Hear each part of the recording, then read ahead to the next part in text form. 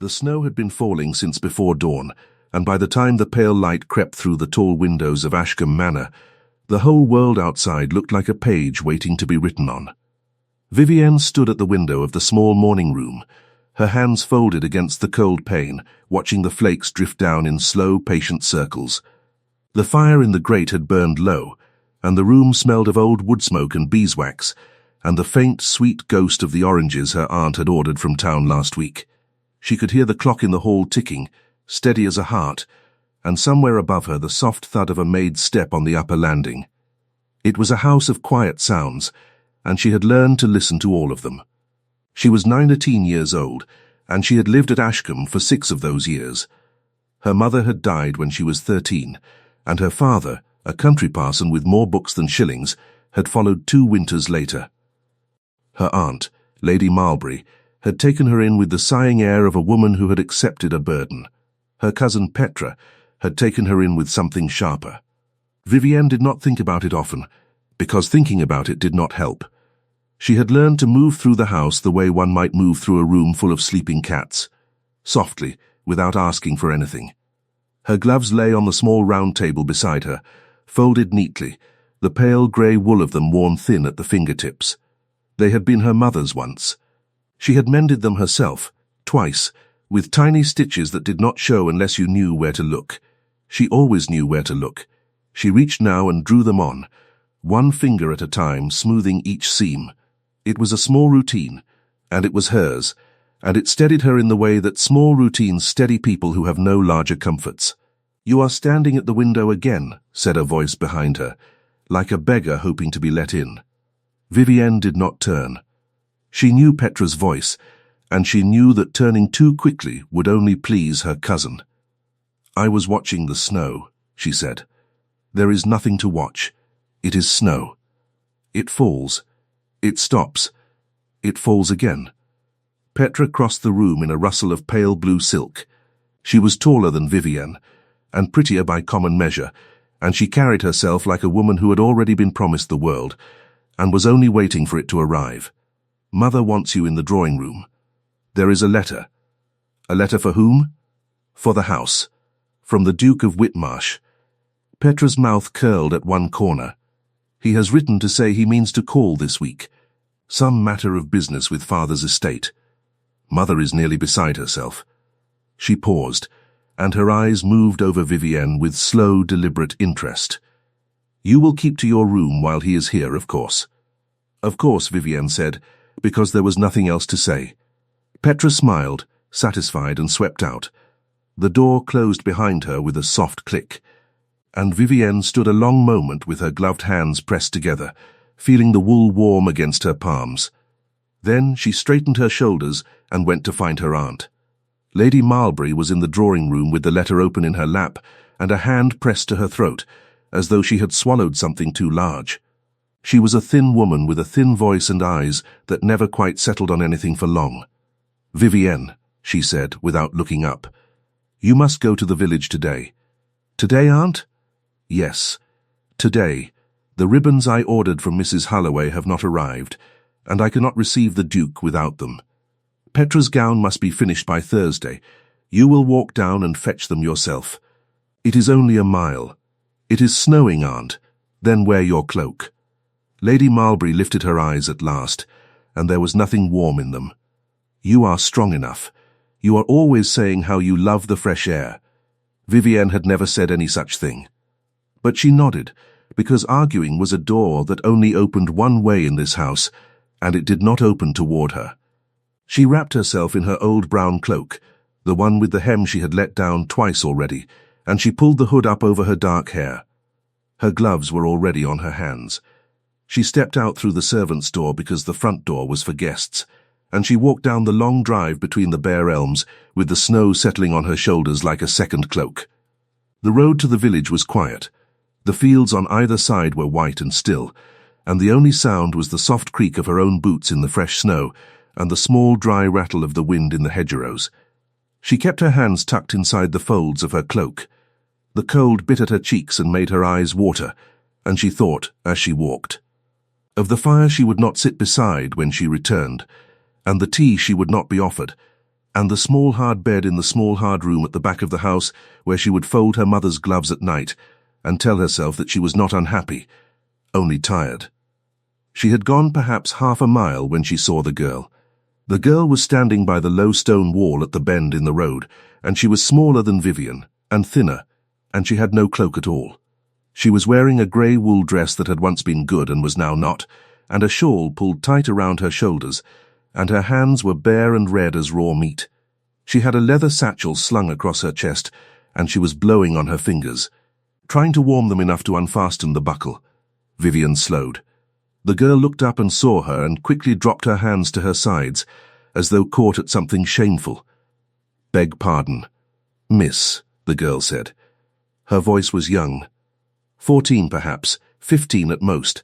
"I did not mean to stop on your road. It is not my road," Vivian said. "It belongs to no one.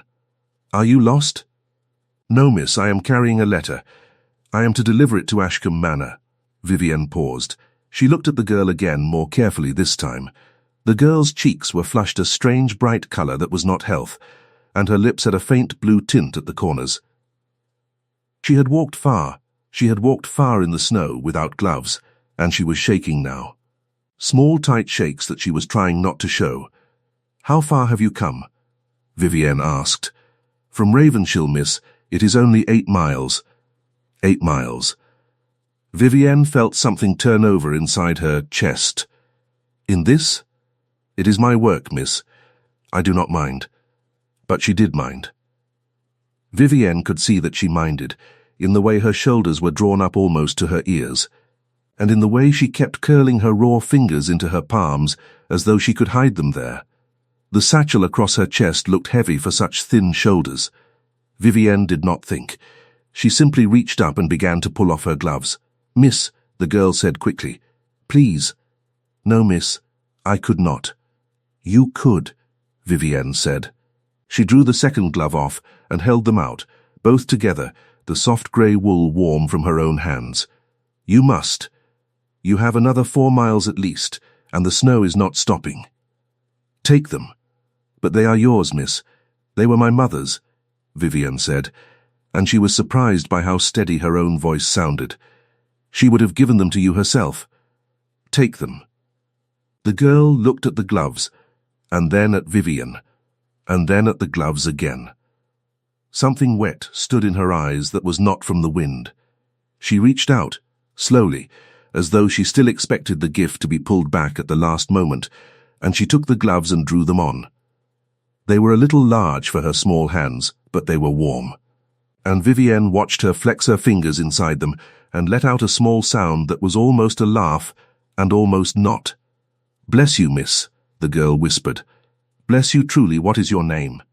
"Marin, miss, Marin Cobby." "Well, Marin Cobby, you have 4 more miles. Do not stop to rest. If you stop, the cold will find its way in through your shoes, and you will not want to start again. Keep walking, and when you reach Ashcombe, go round to the kitchen door and ask for Mrs. Pruitt, and tell her that Miss Vivian said you were to have a cup of hot broth and a seat by the fire before you go back. Do you understand?" "Yes, miss. Good, now go." The girl went. Vivian watched her hurry off down the road with the letter in her satchel and the pale grey gloves warm on her hands. And then Vivienne tucked her own bare hands deep into her cloak and turned back toward the village. Her fingers were already stinging. She did not look back. She had learned long ago that looking back did not help. She did not know then whose letter Marin Cobby was carrying.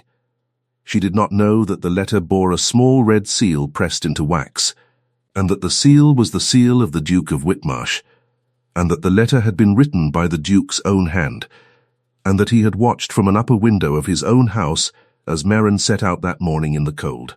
She did not know that the Duke had asked Marin 3 times if she was sure she was well enough for the walk, and that Marin, who was proud, had said yes each time.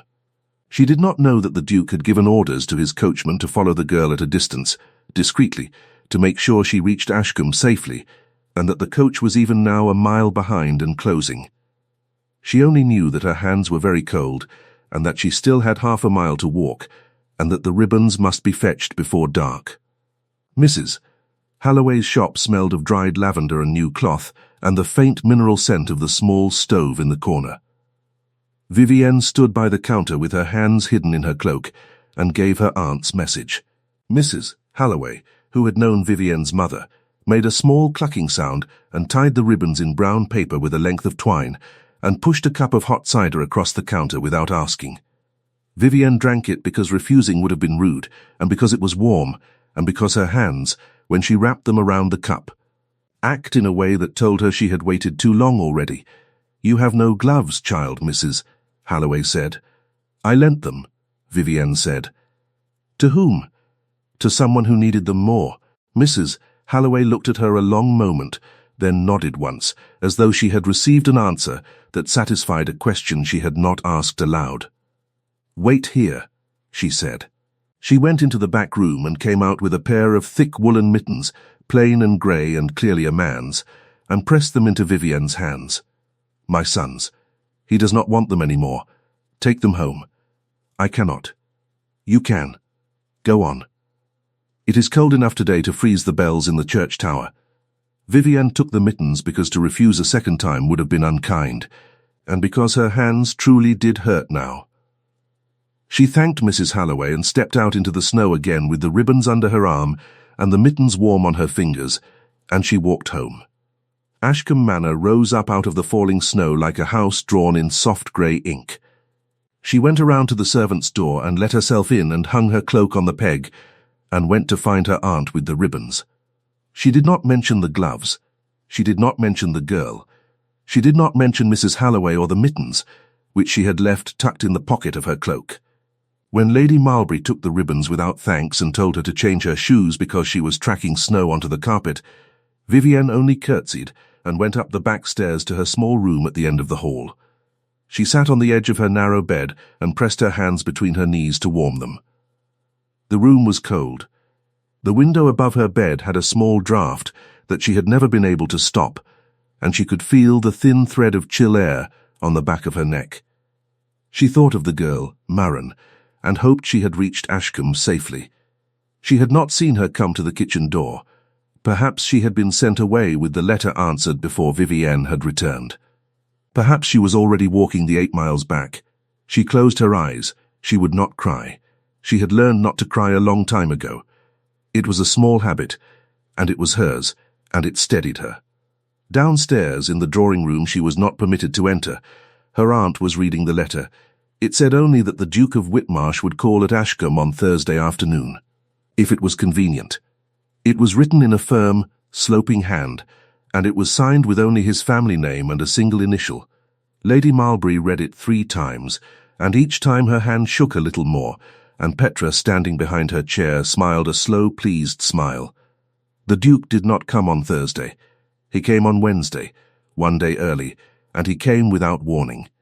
He rode up the drive at 4 in the afternoon, with the sky already darkening toward evening, and the snow still falling in small stubborn flakes, and he was on horseback rather than in a carriage, which was a discourtesy no proper duke would have shown a proper household. Lady Marlbury, who had not yet dressed for company, was flung into such a state that she nearly wept.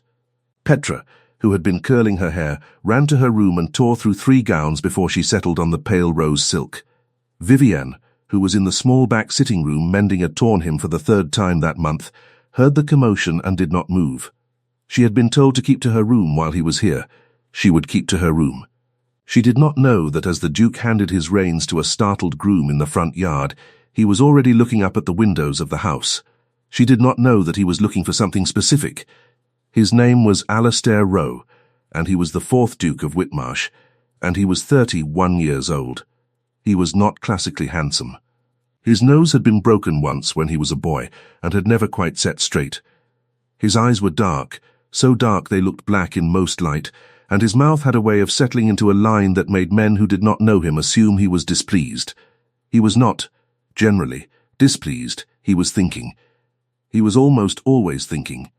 He had inherited the dukedom 4 years ago, at the death of his elder brother, and he had inherited with it a great deal of land, and a great deal of money, and a great deal of responsibility, none of which he had wanted. He had been trained for none of it. He had, as a younger son, been permitted to read what he liked and to travel where he liked.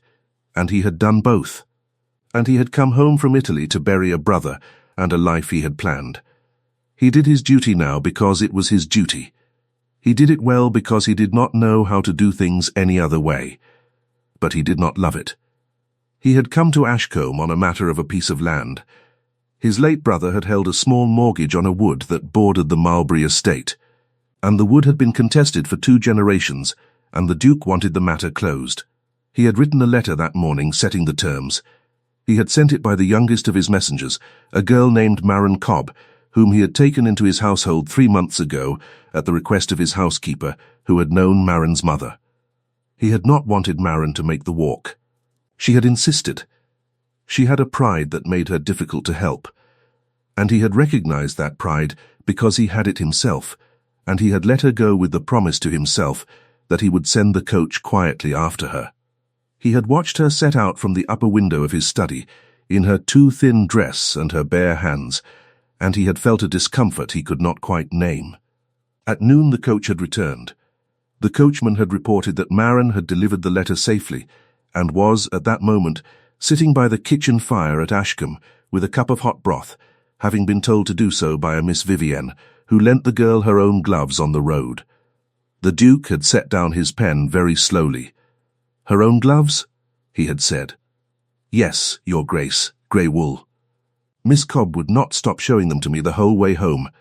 She says the lady gave them to her right there in the snow, and would not take them back." "Miss Vivienne," the Duke had repeated. "Vivienne what?" "Miss Vivienne Ashcombe, Your Grace. The niece." The Duke had not known there was a niece. He had gone through the notes his steward had prepared on the Marlbury family, and there was no niece mentioned anywhere. He had gone to the drawing-room and stood at the window for a long time, and he had watched the snow fall and had thought about a young woman he had never met, standing on a cold road, pulling off her own gloves for a messenger she did not know. Then he had ordered his horse. He was in the front hall of Ashcombe Manor now, and Lady Marlbury was making apologies for being unprepared, and he was saying, in the polite flat voice he used when he was not really listening, that no apology was needed, and Petra was coming down the stairs in pale rose silk, with her curls arranged just so, and he was bowing to her without seeing her at all. He was looking past her. He was looking up the stairs. "I hope," he said, when Lady Marlbury had finished apologizing, "that I might meet the whole household. I am told you have a niece." Lady Marlbury's face did a small, awkward thing. "My niece? She is a quiet girl. She is not accustomed to company. She would not know what to say to Your Grace. I do not require her to know what to say. I require only to meet her." There was a silence. It stretched. Petra's smile went a little tight at the edges. "Send for her, please," the Duke said. He said it gently. But he said it as a man says a thing when he has decided already. Lady Marlbury sent a maid. Vivienne was sitting on the edge of her bed with the mittens Mrs. Halloway had given her folded in her lap when the maid knocked. The maid was young and out of breath. "Miss, oh miss, you must come down. The Duke has asked for you by name. Lady Marlbury is nearly in a faint. Please, miss, hurry." Vivienne stood up. Her hands were still cold, in the way hands stay cold long after the skin has warmed. She smoothed her dress, which was a plain dark green wool that she had worn every winter for 3 years. She had no other. She put the mittens on the bed. She followed the maid down the back stairs and along the corridor, and stopped just outside the drawing-room door, because her heart was doing a thing that hearts do when they know something is about to happen and do not know what. She pushed the door open. The drawing-room was warm and bright with candles, though it was not yet fully dark outside. The fire was very high. Her aunt stood by the mantel with her hands pressed together. Petra sat on the settee in her pale rose silk, and Petra's face was very still. The Duke stood in the middle of the room. He was tall, he was still in his riding coat, and there was snow melting into small dark spots on his shoulders. His dark hair was slightly damp. His eyes were on Vivienne the moment the door opened, and they did not move. He crossed the room in 4 steps. He stopped in front of her. He did not bow. He looked down at her hands. They were bare. They were red. The skin at the knuckles had split from cold, and there was a small line of dried blood on one finger where she had scraped it against the rough wall of the shop. The Duke looked at her hands for what felt to Vivienne like a very long time.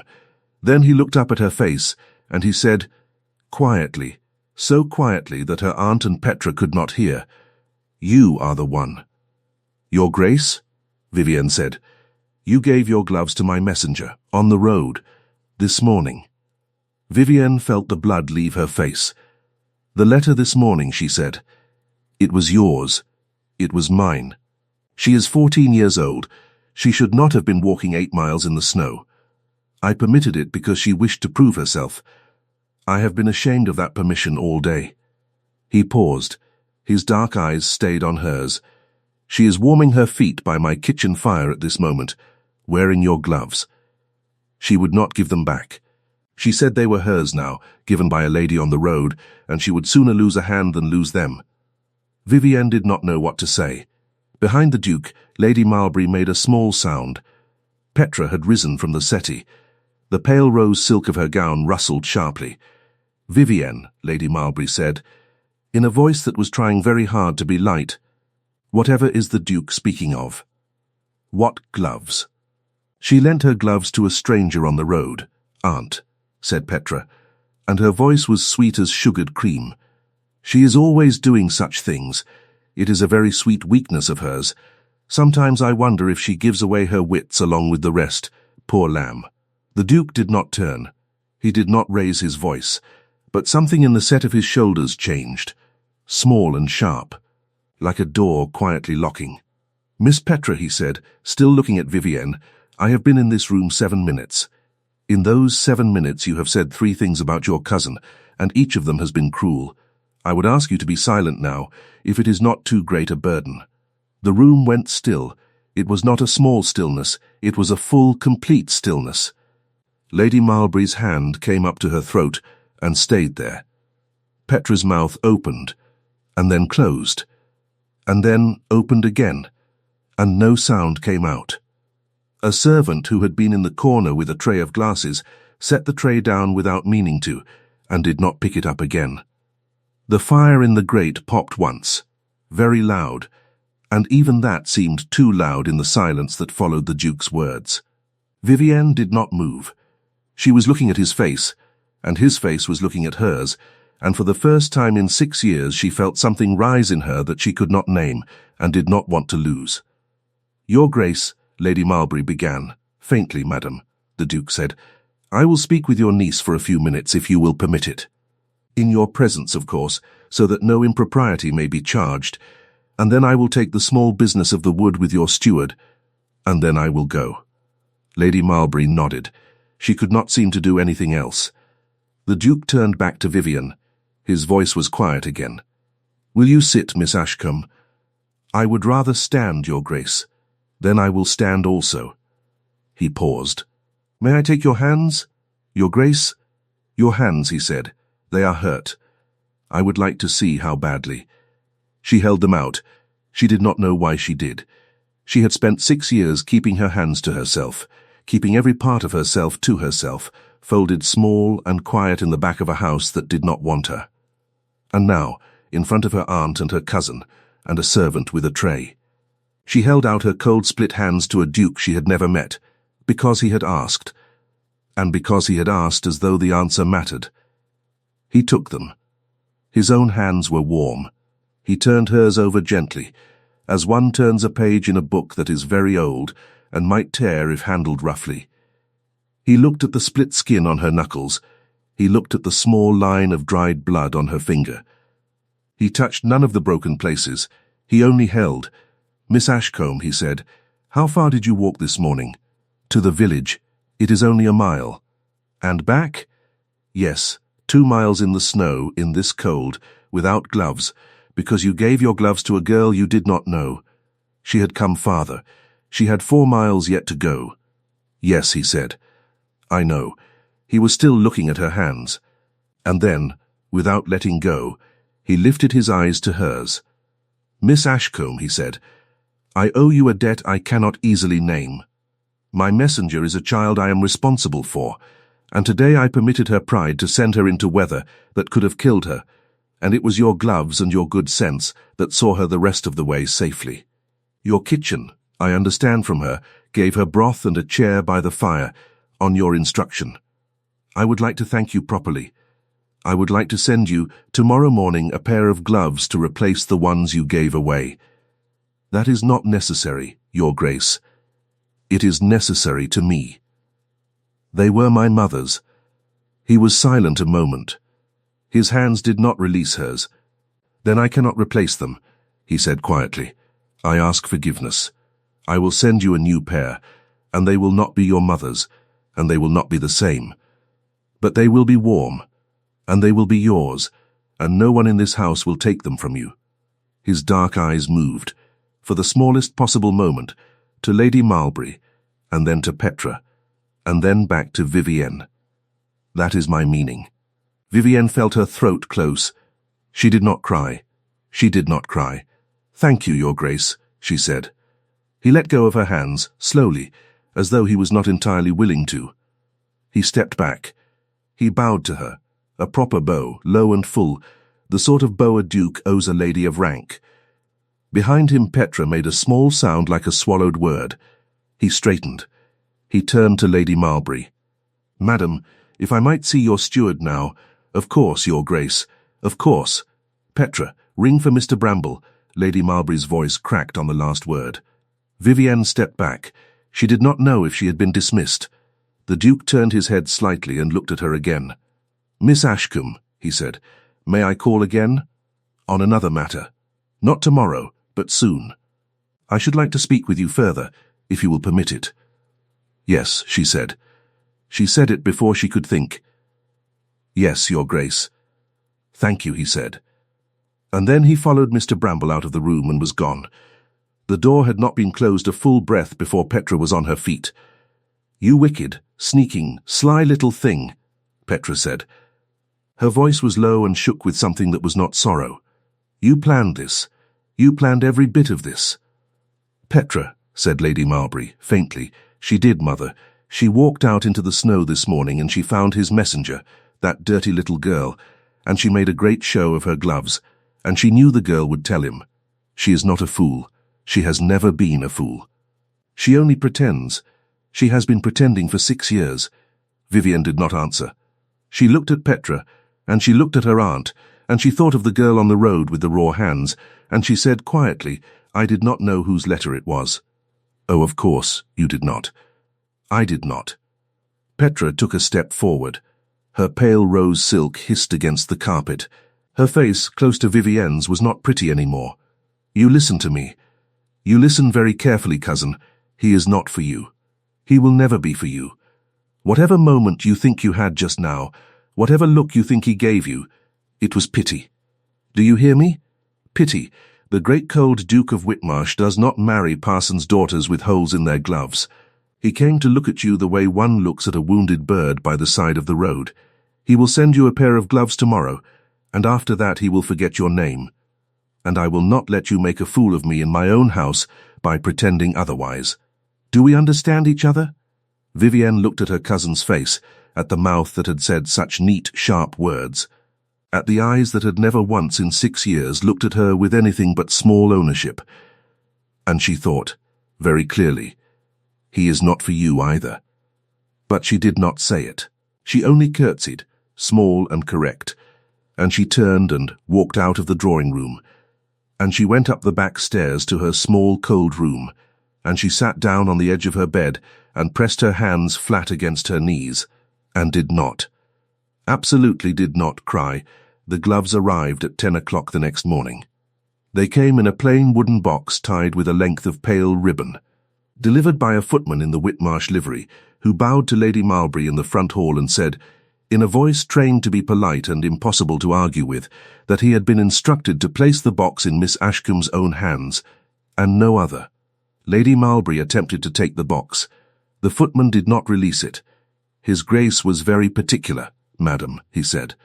Vivienne was sent for. She came down the front stairs this time, because the footman waited in the front hall, and there was no back way to reach him. Her aunt and Petra watched from the drawing-room doorway. Vivienne took the box in her own hands. She thanked the footman. He bowed and left. She carried the box upstairs. She did not open it in front of them. She closed her door. She sat on her bed. She untied the ribbon. Inside were 2 pairs of gloves. One pair was fine soft leather, dark grey, lined with white silk, and stitched with a small white flower at the wrist. They were the sort of gloves a duchess might wear to church. The other pair was thick warm wool, plain and undyed, the sort of gloves one might wear to walk 2 miles to the village in the snow. Under the gloves was a folded piece of paper. She unfolded it. The handwriting was firm and sloping, the same handwriting she had seen from a distance on the letter Marin Cobby had carried. It said only, "For church, and for the road. May you never again be cold on either. A. R." She read it 3 times. Then she folded it and put it back in the box, and she put the box under her bed. And she went downstairs and told her aunt that the Duke had sent her a pair of gloves, and she did not mention that there were 2 pairs. And she did not mention the note, and Lady Marlbury looked at her with narrow eyes and did not ask to see them. He came again on Saturday. He came in the afternoon in a plain black carriage this time, without ceremony. He asked for Miss Ashcombe. He was shown into the drawing-room. Lady Marlbury and Petra sat with them the whole hour, because propriety required it, and Vivienne, who had been trained by 6 years of quiet, sat with her hands folded and answered when spoken to and volunteered nothing. But the Duke did not seem to mind. He spoke to her about the village, about the church, about the wood that had been the reason of his first letter. He spoke to her about books, and she found, to her surprise, that she had read many of the same ones. He did not speak much to Petra. He answered her questions politely and briefly, and turned back to Vivienne each time. When he stood to go, he bowed to Lady Marlbury and to Petra, and then he turned to Vivienne and said, "In front of them both, Miss Ashcombe, I should like to walk in the gardens with you next week, if the weather permits. Chaperoned, of course. May I write to arrange a day? Yes, Your Grace." "Thank you." He bowed once more and left. That evening, Petra broke a teacup. She did it in front of Vivienne, in the small back sitting room where Vivienne had been mending a torn hem. She was carrying a cup of tea across the room, and she stopped by Vivienne's chair, and she looked down at Vivienne, and she opened her hand. The cup fell. It struck the wooden floor and shattered. "Oh dear," Petra said, in a voice as smooth as cream. "How clumsy of me." She turned and walked out. She did not call a servant. She left the shards where they lay, and the tea soaked slowly into the rug at Vivienne's feet, and Vivienne sat very still with the mending in her lap, and after a moment she got up and fetched a cloth, and knelt on the floor, and picked up the pieces, one by one, with her fingers. She did not cut herself. She was careful. She was learning, quietly, to be careful with the small pieces of things. The gardens at Ashcombe were not really gardens in winter. They were bare hedges and grey paths, and a small stone fountain frozen still. But the Duke came on the day he had promised, with a maid trailing at a proper distance, and he walked with Vivienne along the paths and asked her about her mother. She did not speak of her mother often, but she found she could speak of her to him. She told him about the small parsonage where she had grown up, about the smell of ink on her father's fingers, about the way her mother had sung when she was mending in the evenings. He listened. He did not interrupt. When she stopped, he asked another question, and she answered that too. "You have not been happy here," he said at last. It was not a question. "I have not been unhappy," she said. She meant it to be a small answer. It came out smaller than she meant. He was silent a long moment. Their breath came out in small white clouds. The path crunched under their feet. "Miss Ashcombe," he said, "I would like to tell you something. I would like you to hear it, and then to give it whatever weight you please." "Yes, Your Grace. I did not come to Ashcombe on Wednesday because of the wood. The wood could have been settled by letter. I came because a 14-year-old girl walked into my kitchen wearing gloves that were not hers, and she told me who had given them to her, and I wished to see with my own eyes the person who would do such a thing in this weather, in this county, in this year. I did not come to court you. I did not come with any thought of what has happened since. I came because I was curious. and because I was ashamed, and because I wanted to look you in the face and thank you. That is the truth of it. Yes, Your Grace.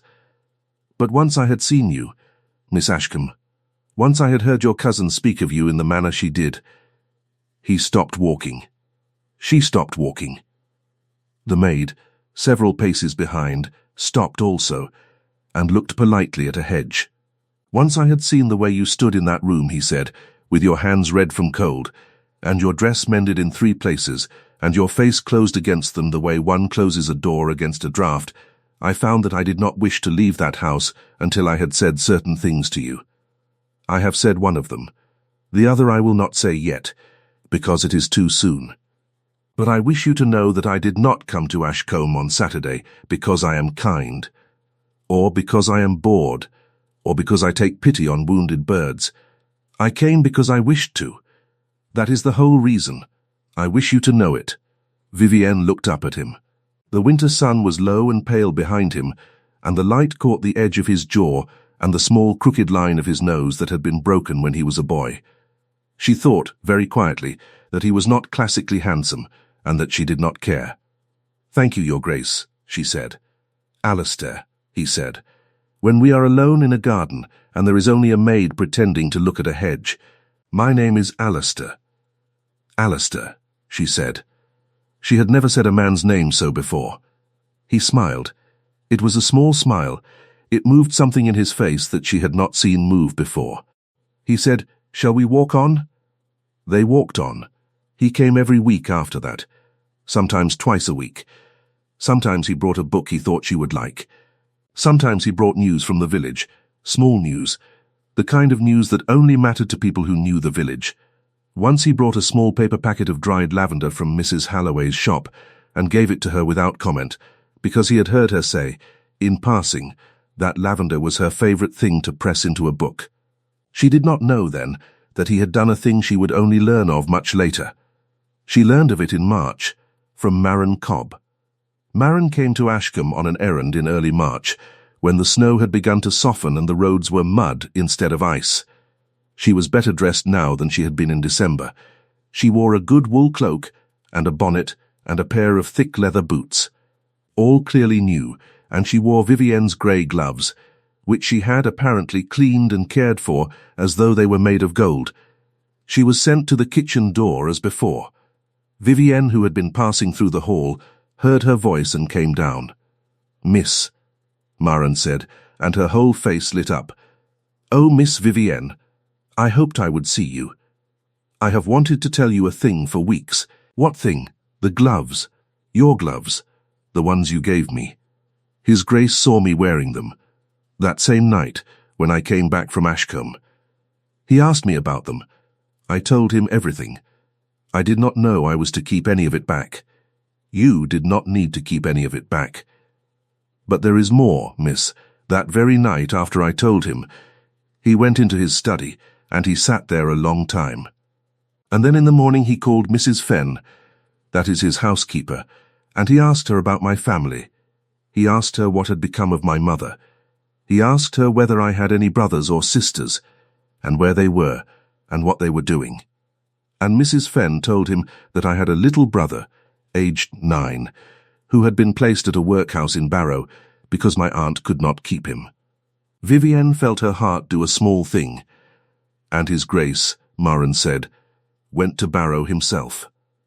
Without telling anyone. He rode there the next day, and he found my brother, and he brought him home.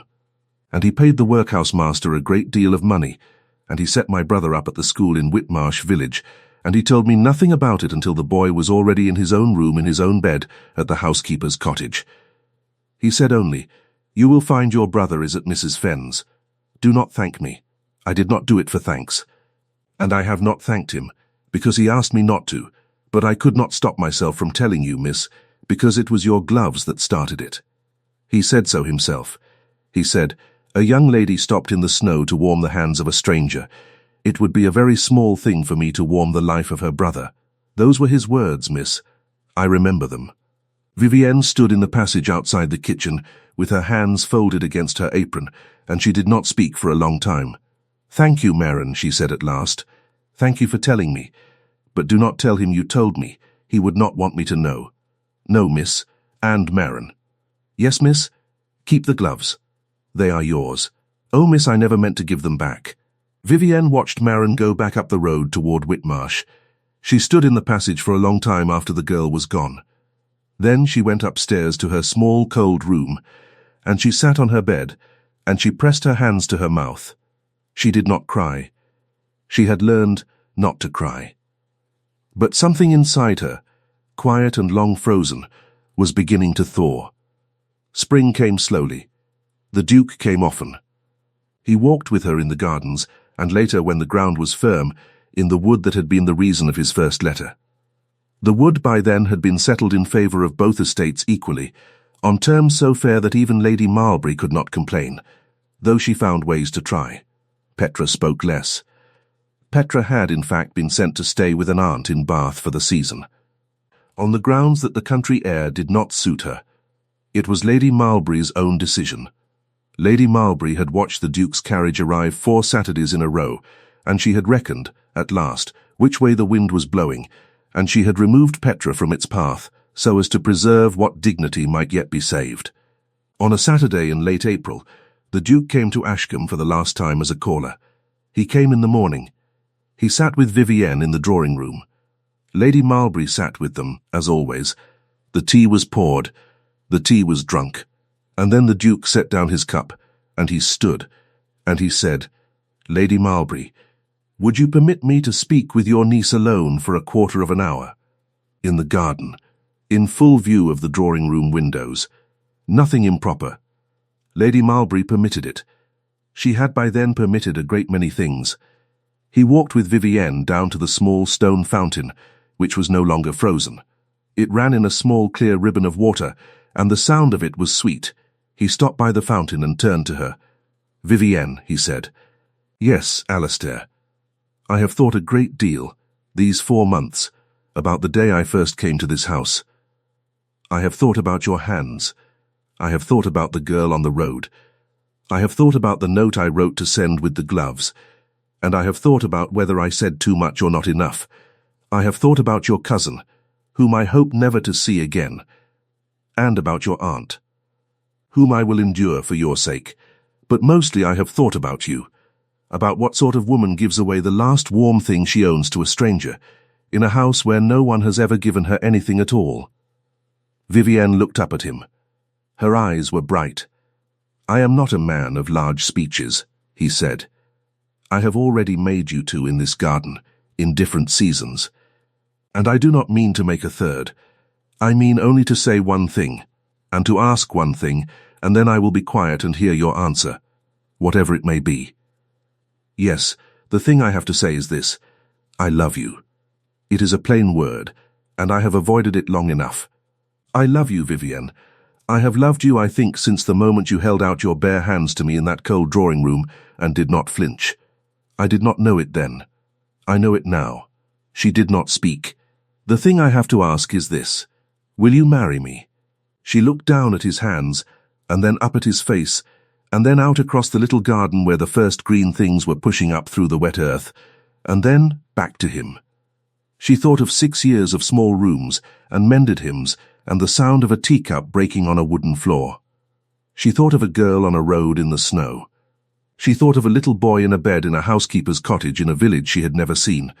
She thought of a duke who had gone 8 miles in the snow himself, quietly to bring that boy home, and who had never spoken of it, and who did not know that she knew. She said yes. He closed his eyes for a moment. It was only a moment, but she saw it. He opened them again. "Thank you," he said. He did not kiss her. He would not, in a garden in view of a drawing-room window. He took her hand instead. He turned it over.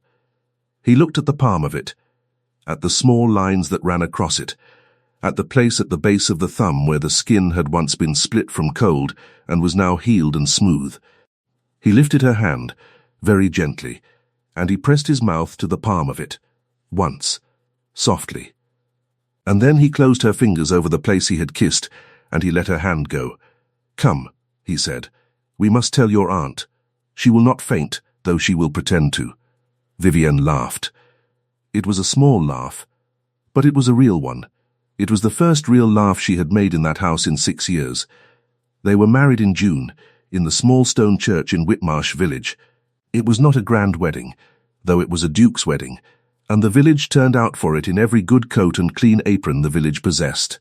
Maron Cobb stood in the second row, wearing a new white dress, holding the hand of a small brown-haired boy who kept looking up at the vaulted ceiling with wide eyes. Mrs. Halloway was there, in her Sunday bonnet, weeping quietly. Lady Marlbury sat in the third row, in a gown so pale it was nearly grey, and she wept too, though her weeping was a different sort. Petra had sent word from Bath that she was unwell and could not attend. No one asked after her. Vivienne wore a simple gown of pale cream silk. She wore, on her hands, a pair of new white gloves, which the Duke had made for her that spring, and which fit her perfectly, and in a small silk pouch inside her sleeve, tucked against her wrist so that no one could see, she carried the folded note that had come in the box that first morning. For church, and for the road. May you never again be cold on either. A.R. She had kept it. She would always keep it. The Duke waited at the altar in a dark coat and a white cravat. His dark eyes did not leave her as she came up the aisle on the arm of Mr. Bramble the steward, who had asked, blushing, to be permitted the honour. When she reached him, he took her hand as though he had been waiting all his life to take it. The vicar spoke the words. She spoke her answers.